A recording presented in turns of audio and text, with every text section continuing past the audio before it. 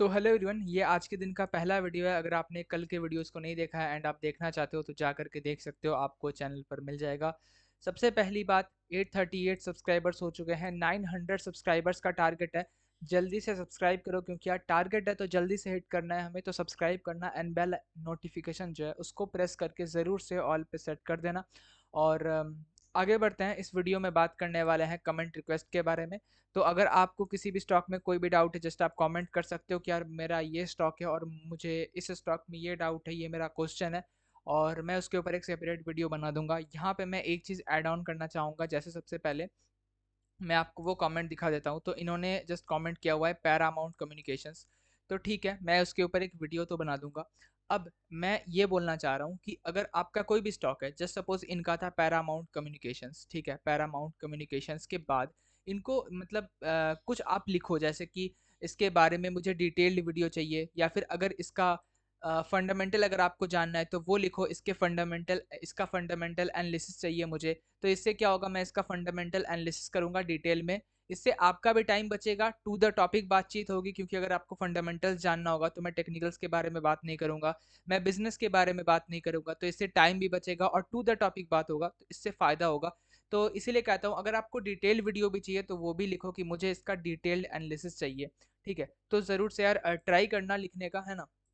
बाकी आगे बढ़ते हैं एंड वीडियो में बात करने वाला है पैरामाउंट कम्युनिकेशंस के बारे में। Okay sorry. तो सबसे पहले आप इसका मार्केट कैप देख लो। इसका मार्केट कैप है 1193, लगभग 1200 करोड़ का मार्केट कैप है। एक स्मॉल कैप कंपनी है और स्मॉल कैप कंपनी होने के साथ रिस्क इसमें काफ़ी ज़्यादा है। और स्मॉल कैप कंपनी में मेरा व्यू पॉइंट हमेशा लॉन्ग टर्म का होता है। सबसे पहले मैं एक चीज़ बता दूं, मैं यहाँ पे किसी भी तरह का कोई रिकमेंडेशन नहीं दे रहा। डिस्क्लेमर है कि इस वीडियो में कोई भी किसी भी तरह का रिकमेंडेशन मैं नहीं प्रोवाइड कर रहा हूँ। ना मैं कॉल या टिप दे रहा हूँ बाइंग सेलिंग करने के लिए, सिर्फ और सिर्फ एजुकेशनल पर्पस का ये वीडियो है। तो अब आगे बढ़ते हैं। अब लॉन्ग टर्म में तीन चीज़ के बारे में बात करेंगे, बिजनेस फंडामेंटल्स एंड टेक्निकल्स के बारे में। तो यहाँ पे सबसे पहले आ जाते हैं बिजनेस पे।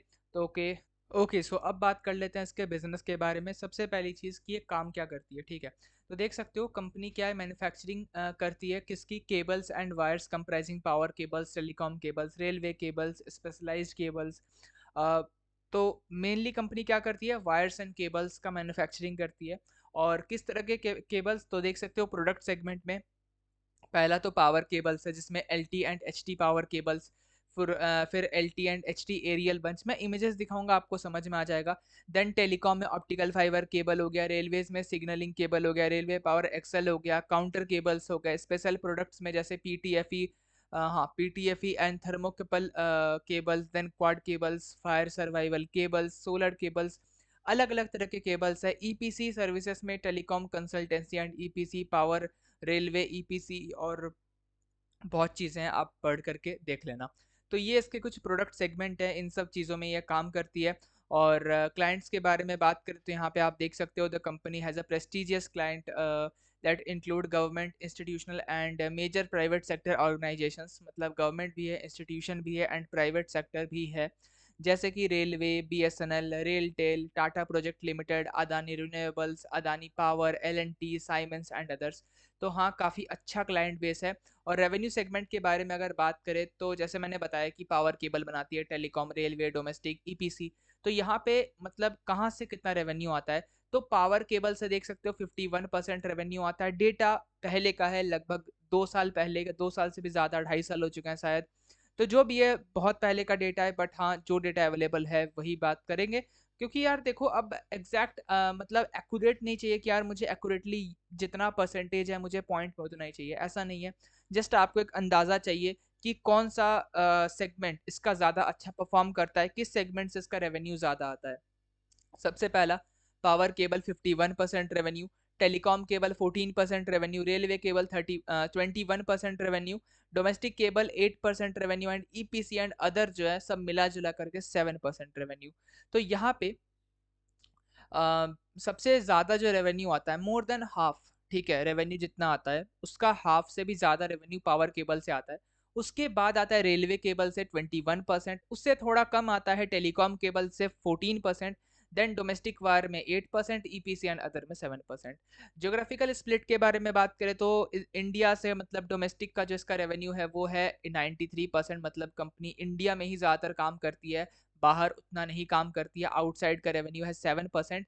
पहले अगर आप देखोगे फिनेंशियल ईयर 20 में तो ये नंबर थोड़ा मतलब इंडिया डोमेस्टिक में थोड़ा ज़्यादा था, 96% था, और एक्सपोर्ट में जो है या फिर आउटसाइड इंडिया जो है 4% था। बट अब ये थोड़ा चेंज हुआ है और थोड़ा एक्सपोर्ट या फिर कह सकते हैं आउटसाइड इंडिया का जो रेवेन्यू है वो थोड़ा इंक्रीज हुआ है और 7% हो चुका है 4 से, और इंडिया का जो है वो 93% हो चुका है 96 से। एक्सपोर्ट कैपेबिलिटी की बात करें तो कंपनी का एक एक्सपोर्ट बेस भी है स्ट्रॉन्ग, जो कि आप देख सकते हो यहाँ पे various countries such as UK, Spain, Russia, South Africa, UAE, Jordan, Oman, Kuwait, फिर कतर एक्सेट्रा। तो हाँ, कंपनी मतलब ये सब वेरियस कंट्रीज हैं। बट हाँ, एट द एंड जो है जोग्राफिकल स्प्लिट वाइज अगर देखें तो रेवेन्यू जो है वो ज़्यादा नहीं आता है बाहर से, बहुत कम आता है, तो ठीक है। वैसे भी मैन्युफैक्चरिंग कैपेबिलिटीज़ अगर आप पढ़ना चाहते हो रीड कर लेना, ठीक है।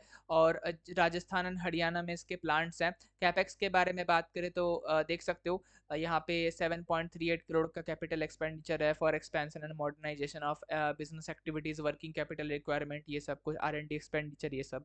और कन्वर्जन ऑफ वारंट्स, देन ये चेंज ऑफ प्रोमोटर होल्डिंग आप यहाँ पे चाहो तो रीड कर लेना।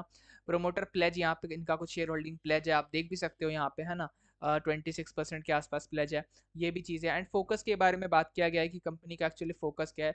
तो company is increasing its presence in the global markets by leveraging its products, international certifications and customer satisfaction testimonials. Domestically company is expanding the footprint in 3 new markets of Bihar, Uttar Pradesh and Karnataka.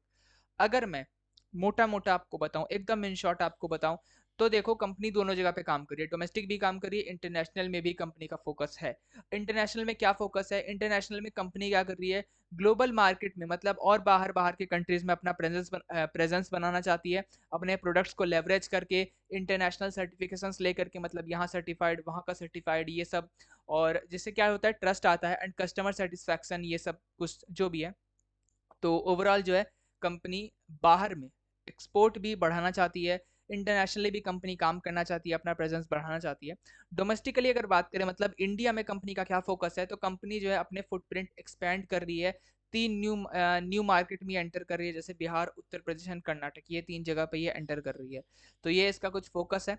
तो अच्छा हाँ, एक चीज़ मैंने बताया था कि केबल्स, मतलब ये जो कंपनी बनाती है प्रोडक्ट, ये क्या होता है, तो देखो ये होता है ऑप्टिकल फाइबर केबल, ये होता है एचटी पावर केबल, ये होता है रेलवे सिग्नलिंग केबल जो रेलवेज में यूज होता है, ये देख सकते हो फायर सर्वाइवल केबल। देन यहाँ पे है पी जो भी है यहाँ पे, ठीक है, PIJF, हाँ PIJF केबल्स। देन यहाँ पे बिल्डिंग वायर्स, देन यहाँ पे ऑप्टिकल फाइबर। ओके, सो फिर से रिपीट होने लगा, देखो HT LT, ये सब मतलब ऐसे ही कुछ इसके प्रोडक्ट हैं। सर्टिफिकेशंस आप यहाँ पे कुछ देख सकते हो। और उसके बाद क्लाइंट्स आप देख सकते हो, सेल है, LNT है, इंडियन रेलवे है, BSNL है, इंडियन ऑयल है, इसरो है, NTPC है, BSES है, एयरक्राफ्ट ल्यूसेंट है, एल कार्टेल, सॉरी एयरक्राफ्ट कह रहा हूँ मैं, एल कार्टेल लूसेंट एंटरप्राइज है, टाटा स्टील है, पावर ग्रिड है, भेल है, और वापस से रिपीट होने लगा, है ना। तो ये सब कुछ है। एंड ठीक है यार, ये सब तो बिजनेस की बात हो गई। अब चलते हैं फंडामेंटल्स पे। सबसे पहले चलेंगे क्वार्टर्स पे। जून 22 एंड 23 को एक बार कंपेयर करके देख लेते हैं कि कैसा रहा ये क्वार्टर। तो 164 से 211 इंक्रीज हुआ है सेल्स, अच्छी बात है। ऑपरेटिंग प्रॉफिट 8 से 17 डबल से भी ज्यादा हो चुका है, अच्छी बात है। मार्जिन 5% से मार्जिन जो है वो 8% पे जा चुका है। प्रॉफिट बिफोर टैक्स भी इंक्रीज हो चुका है।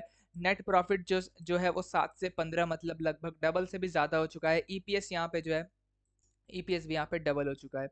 और ठीक है, डबल से थोड़ा कम है वैसे ईपीएस, पर ठीक है। तो ठीक है, आगे बात करते हैं। और ओवरऑल अगर मैं बताऊं तो क्वार्टरली रिजल्ट बहुत अच्छा रहा, सब कुछ इंक्रीज हुआ है, सेल्स, प्रॉफिट सब कुछ इंक्रीज हुआ है। Overall very good quarterly result. और अगर मैं बात करूं प्रॉफिट्स का, तो प्रॉफिट्स आर हाईएस्ट एवर, मतलब यहाँ पे आज तक कभी किसी क्वार्टर में 14 करोड़ का प्रॉफिट या 15 करोड़ का प्रॉफिट, सॉरी 15 करोड़ का प्रॉफिट कभी नहीं आया हुआ है, कभी नहीं आया हुआ है। तो yes, profits are highest ever, but sales highest ever नहीं है, क्योंकि 211 से भी ज़्यादा सेल्स आ चुका है, 213, 218। तो ये चीज़ मैं आपको बता रहा था। लेकिन हाँ, ओवरऑल जो है रिजल्ट काफ़ी अच्छा है क्वार्टर्स का।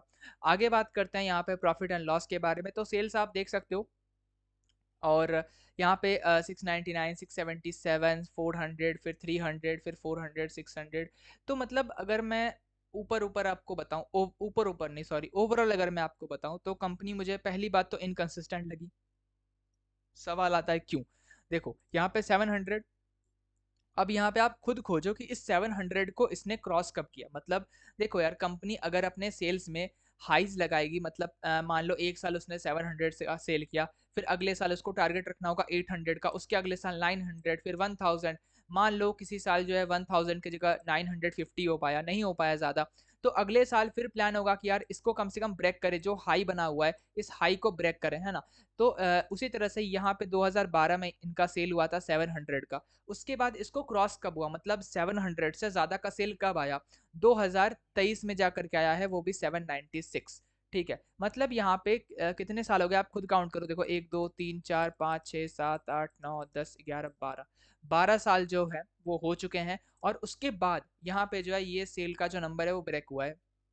अगर आप बीच में देखोगे, पूरा जो नंबर है पहले 600, फिर 400 के अराउंड, फिर 300 के अराउंड और घट गया, फिर उसके बाद 400, 600, 500, मतलब इसी के रेंज में पूरा जो है इसने 12 साल बिता दिए। पहले हाँ, ये चीज मैं जरूर कहूंगा, पहले कंपनी लॉस करती थी, उसके बाद कंपनी प्रॉफिटेबल हो गई। ये एक प्लस पॉइंट है, मैं बिल्कुल कहूंगा कि हाँ, अगर आप 600 करोड़ का सेल कर रहे हो लेकिन आप लॉस कर रहे हो, उसी जगह पे अगर आपने 600 करोड़ का प्रॉफिट किया और आप 600 करोड़ का सेल किया और आप प्रॉफिट कर रहे हो, मतलब लॉस से आप प्रॉफिट में आ गए, सेल्स आपका सेम है, तो ये भी एक अच्छी बात है, क्योंकि आप मार्जिन बना रहे हो, अपना एक्सपेंस कम कर रहे हो, ठीक है, परफेक्टली गुड, कोई दिक्कत नहीं है। लेकिन हाँ, सेल्स के केस में अगर मैं सिर्फ बात करूँ तो हाँ, थोड़ा सा रुका हुआ था सेल्स। इसी वजह से आपको सेल्स ग्रोथ जो है वो करेंटली अच्छी देखने मिलेगी यहाँ पे। अगर आप देखोगे लास्ट के मतलब अगर आप लास्ट के 3-4 साल भी देख लो, तो भी यहाँ पे आपको जो एक अच्छा सेल्स का नंबर देखने मिल जाएगा और अच्छा सेल्स ग्रोथ देखने मिल जाएगा। प्रॉफिट की बात करें तो मैंने बताया, पहले 4-5 साल तो कंपनी नेगेटिव में थी, उसके बाद कंपनी पॉजिटिव हुई, बीच में कोरोना भी आया। तो ओवरऑल अगर मैं कहूँ तो प्रॉफिट्स फिर भी ठीक है, यहाँ पे देख सकते हो 15, 29, 26, फिर यहाँ पे गिरा 26 के बाद 38 हो गया, बहुत कम हो गया प्रॉफिट, फिर 48, 55, अभी तो मतलब खैर ठीक है, अभी अच्छा है। और अगर मैं यहाँ पे परसेंटेजेस के बारे में बात करूँ, परसेंटेज के बारे में, तो यहाँ पे देख सकते हो सेल्स ग्रोथ 10 साल का 2% क्यों है, अब मैंने बता ही दिया यार, 12 साल एक ही जगह पे कंपनी सेम रेवेन्यू कर रही थी, कंपनी टर्न अराउंड होने की कोशिश कर रही थी, तो 10 साल का 2% तो बिल्कुल अच्छा नहीं है। 13%, 5 साल में 13%, 3 साल में 10%, ये भी बिल्कुल अच्छा नहीं है। हाँ, ट्रेलिंग 12 मंथ्स में 30%, this is actually very good, बहुत बहुत अच्छा है। बट ओवरऑल जो है सेल्स अभी तक, देखो समझना इस चीज को, बहुत ध्यान से सुनना जो मैं कहने वाला हूँ। ओवरऑल जो सेल्स है, ठीक है, अगर मैं सिर्फ सेल्स को देख रहा हूँ, ठीक है, तो मैं कहूंगा सेल्स आर नॉट गुड। ठीक है, मैं इसे ओके भी नहीं कहूंगा, क्योंकि ठीक है टीटीएम का नंबर अच्छा है, बाकी 3 साल 5 साल 10 साल इनके इनके नंबर्स भी तो अच्छे होने चाहिए ना। तो मैं कहूंगा सेल्स आर नॉट गुड। कब? जब मैं सिर्फ और सिर्फ सेल्स को देख रहा हूँ। लेकिन अगर मैं सेल्स को नहीं देख रहा हूँ, अगर मैं ओवरऑल देख रहा हूँ, एक ब्रॉड पिक्चर देख रहा हूँ, मैं ये भी देख रहा हूँ कि सेल्स क्या है, मैं सेल्स के नंबर देख रहा हूँ, परसेंटेज देख रहा हूँ, मैं ये भी देख रहा हूँ कि प्रॉफिट जो है पहले नहीं होता था अब हो रहा है, पहले कंपनी जो है लॉस करती थी अब प्रॉफिट कर रही है, कंपनी ने एक्सपेंस कम किया है, ये सब कुछ अगर देख रहा हूँ, तो मैं बोलूंगा कि हाँ, कंपनी अभी तक सेल्स के केस में, सिर्फ सेल्स के केस में मैं बोल रहा हूँ, ठीक है, समझना इस चीज को, कंपनी अभी तक अच्छी नहीं कर रही थी। बट हाँ, अभी का जो डेटा है 1-2 साल का, क्योंकि ज्यादा डेटा अवेलेबल नहीं है ऑब्वियसली, तो जो भी कुछ साल का डेटा है, ठीक है, वो डेटा अभी कह रहा है कंपनी हो सकता है अच्छा करे। लेकिन यहाँ पे एक और पॉइंट ये भी आप कह सकते हो, और बिल्कुल लेजिट पॉइंट है, कि कंपनी तो यहीं तक प्रॉफिटेबल हो गई थी, मतलब कंपनी ने, ठीक है, यहाँ पे कंपनी टर्न अराउंड हो गई, ये 2017 में कंपनी जो है वो लॉस से प्रॉफिट में आ गई, उसके बाद जो है फिर सेल्स क्यों नहीं बढ़ा? ठीक है, तो अगर आप देखोगे, हाँ, फिर सेल्स बढ़ा था, कंपनी 314, 400, 600 सेल्स बढ़ा था, उसके बाद ही कोरोना आ गया। ठीक है, तो कोरोना ने फिर से जो है इस कंपनी को डिस्टर्ब कर दिया, फिर नीचे आ गया सेल्स।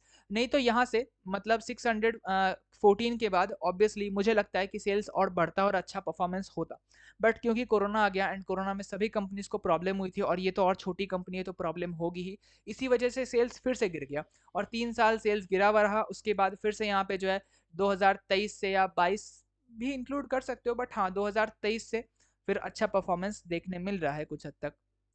तो इसी वजह से मैं यही कहूंगा कि कंपनी हो सकता है आगे अच्छा सेल्स ग्रोथ करे, ठीक है, क्योंकि जो भी डेटा है वो देख के लग रहा है कंपनी अभी टर्न अराउंड करने की कोशिश में थी, इसलिए कंपनी ने थोड़ा सा सेल्स पे कम फोकस किया, टर्न अराउंड किया, कंपनी ने लॉस मेकिंग से प्रॉफिट में हो गई, टर्न अराउंड हो गई, उसके बाद कंपनी ने सेल्स ग्रोथ स्टार्ट कर दिया है।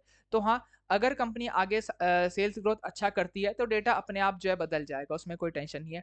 प्रॉफिट ग्रोथ डेफिनेटली अच्छा है, और अच्छा प्रॉफिट ग्रोथ है। स्टॉक प्राइस ईएजीआर के बारे में बात नहीं करते हैं। आरओई जो है वो थोड़ा सा पहले 5 साल का 13% सॉरी 5 साल का 13% थोड़ा कम है, 3 साल का 9% ये तो बहुत कम है, लास्ट ईयर का 19% इज ओके, अच्छा है, मतलब ठीक है, 19% ठीक है। तो आरओई मुझे उतना अच्छा नहीं लगा, आरओई इज मैं कहूँगा ओके, ठीक है। सेल्स ग्रोथ मैंने समझा दिया, ठीक है, मैं यहाँ पे कुछ लिख नहीं रहा हूँ, लेकिन मैंने बहुत ब्रॉड तरीके से आपको समझा दिया। प्रॉफिट ग्रोथ अच्छा है, और अगेन वही बात है, अगर सेल्स ग्रोथ कंटिन्यू रहता है और कंपनी इसी तरह से बढ़ती है तो आगे आरओई भी सही हो जाने वाला है, ठीक है। बट हाँ, ज़रूरी क्या है, ज़रूरी वही है सेल्स ग्रोथ आगे अच्छे से बढ़ना, ठीक है। चलो आगे बढ़ते हैं, बैलेंस शीट के ऊपर चलते हैं। तो बैलेंस शीट आप देख सकते हो ठीक ठाक है, पहले एकदम नेगेटिव नेगेटिव रिजर्व्स थे, फिर सब टर्न अराउंड हो गया, 2017 में सब खत्म हो गया, 18 में फिर रिजर्व्स भी पॉजिटिव हो गया, अभी 256 करोड़ के रिजर्व्स हैं, एंड बोरिंग्स जो है लगभग 160 करोड़ की बोरिंग्स है। तो ठीक है, ओवरऑल बोरिंग्स में भी लॉन्ग टर्म बोरिंग ज़्यादा है, शॉर्ट टर्म बोरिंग कम है, लेकिन ठीक है, कोई दिक्कत नहीं है। बोरिंग्स मतलब हाँ, एकदम मैं ऐसा नहीं कहूँगा बिल्कुल भी बोरिंग्स नहीं है, एकदम आराम से नहीं, बोरिंग्स है, बट बोरिंग्स रहना कोई गलत बात नहीं होती है, अच्छी बात है। और ठीक है, अच्छे से यूज़ करा जाए बोरिंग्स को तो बहुत अच्छी बात है, नहीं तो फिर गड़बड़ है। तो जो भी है, आगे बढ़ते हैं इन्वेस्टर्स में। तो यहाँ पे शेयर होल्डिंग पैटर्न देख सकते हो, यहाँ पे 63% का शेयर होल्डिंग पैटर्न है। मैं हमेशा बोलता हूँ कि कंपनी अगर स्मॉल कैप है तो 65% के ऊपर चाहिए, और ये कंपनी 1200 करोड़ की है, मतलब ये आप एकदम इसे स्मॉल कैप भी नहीं बोल सकते। अगर कंपनी से थोड़ा मार्केट कैप कंपनी का कम होता है तो ये फिर से जो है माइक्रो कैप में आ जाएगी। तो मतलब मुझे 70% के आसपास, 67-68% के आसपास की प्रोमोटर होल्डिंग मिलती तो मैं खुश होता, 4-5% और ज़्यादा, बट ठीक है, फिर भी मैं इसे ओके ओके कह दूंगा, ठीक है, क्योंकि 63% है तो जो भी है। बाकी हाँ, ये भी एक प्लस पॉइंट है कि कंपनी का शेयर होल्डिंग देखोगे तो पहले 60 था, फिर 62 हुआ, फिर 63 हुआ, 63 हुआ, तो यहाँ पे जो है इंक्रीज हो रहा है शेयर होल्डिंग, अच्छी बात है। पब्लिक की बात करें तो 35% पब्लिक है, एंड 35% पब्लिक में अगर आप रिटेल इन्वेस्टर देखोगे, सिर्फ 2% रिटेल, सॉरी 2% एच हैं। तो अगर आप 2% माइनस करोगे, लगभग 33% मान के चलते हैं एवरेज, ठीक है, एकदम एकदम एवरेज, एवरेज नहीं, सॉरी अप्रॉक्स। तो 33% के आसपास पब्लिक है, रिटेल इन्वेस्टर जो है वो 33% है, विच इज़ प्रेटी हाई, मतलब बहुत ज़्यादा है मेरे हिसाब से 33% का होल्डिंग, बट ठीक है, मतलब थोड़ा ज़्यादा है। और अगर प्रमोटर्स का होल्डिंग ज़्यादा होता, क्योंकि ऑब्वियसली इतने छोटे कंपनीज में एफ आई डी नहीं आता है, इसीलिए मैं कहता हूँ कि हमेशा जो है प्रोमोटर का होल्डिंग बहुत ज़्यादा होना चाहिए। तो इसी वजह से मैं शेयर होल्डिंग पैटर्न को, अगर मैं पॉजिटिव नेगेटिव की बात करूँ तो मैं शेयर होल्डिंग पैटर्न को ना पॉजिटिव दूंगा ना नेगेटिव दूंगा, ठीक है यार, चल जाएगा, कोई दिक्कत नहीं है। प्रॉफिट एंड लॉस के बारे में बात करें तो सॉरी, तो ओवरऑल ओवरऑल मैं अगर आप बोलोगे यार ओवरऑल बताओ इन तीनों को मिला करके, तो मैं ओवरऑल जो है इसे खराब भी नहीं कहूंगा, लेकिन एट द सेम टाइम अच्छा भी नहीं कहूंगा, बिल्कुल ही एवरेज सा है, ओके ओके सा है। बट अगर आप करंट परफॉर्मेंस पूछोगे मुझसे कि यार आपने जो कहा कि अभी इसका जो है हो सकता है सेल्स ग्रोथ अच्छा हो और वो दिख भी रहा है थोड़ा थोड़ा करके, तो यस, अगर उस केस में बोलोगे तो ये एक पॉजिटिव पॉइंट है। लेकिन अगेन वही बात है कि आपको थोड़ा सा देखना होगा, और इसको जो है आपको हमेशा वॉच करते रहना होगा, आपको इसको अपने वॉच लिस्ट में रखना होगा। ऐसा नहीं कि आपने छोड़ दिया, वैसे तो किसी भी स्टॉक को ऐसा नहीं करना होता है कि आपने एक बार पैसे लगा दिए, अब तो यार रिलैक्स करो, कोई दिक्कत नहीं है। आपको देखना होता है कि जिन नंबर्स को देख करके आपने लगाया था, क्या वो नंबर्स कंटिन्यूड है, या फिर क्या वो नंबर्स आगे और इंक्रीज हो रहे हैं, क्या नहीं हो रहे हैं, वो सब आपको देखना होता है। खैर, एक बार चलते हैं इसके टेक्निकल्स में। टेक्निकल्स में कुछ बात मुझे नहीं करना है, कंपनी जो है अपने ऑल टाइम हाई पे है, ऑल टाइम हाई पे कुछ भी बात करना तो वेस्ट ऑफ टाइम लगता है मुझे। और ठीक है, ऐसा वेस्ट ऑफ टाइम वाली बात भी नहीं है, ऑल टाइम हाई पे मैं नहीं जाता हूँ, ठीक है, मेरी मतलब पर्सनल बात है अगेन।